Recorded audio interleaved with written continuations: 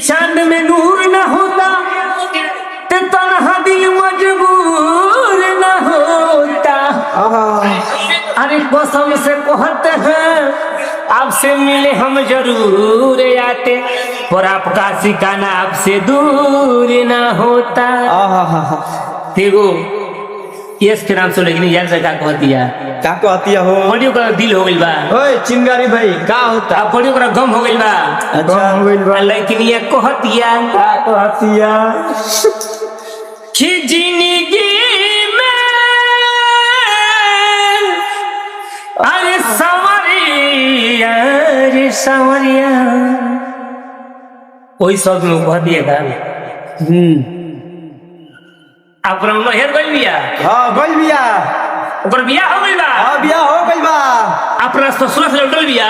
तो घरे आके हाल बताओ दिया का बताओ दिया का कहतिया हो कि अंगना में कुइया अरे चौतरा पपावरे अब बड़ा नीक लागेला बलमुआ के गाँव रे। कि अंगना में कुइया चौतरा पपावरे अब बड़ा नीक लागेला बलमुआ के गाँव रे।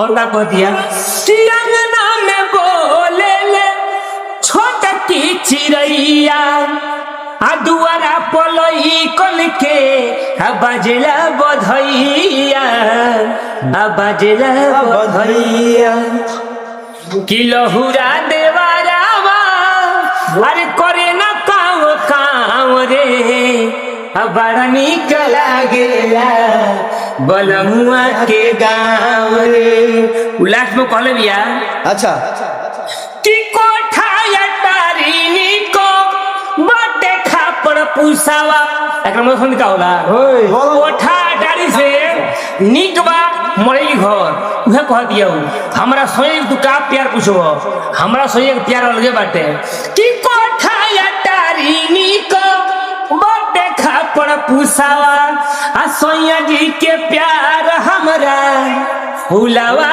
के ओसावा फूलवा के ओसावा कहतिया का कहतिया कि दुखवा के दिन हमरा अरे तनिको ना बुझाव रे अब बड़ा नीक लागेला बलमुआ के गाँव रे अब बड़ा नीक लागेला बलमुआ के गाँव रे।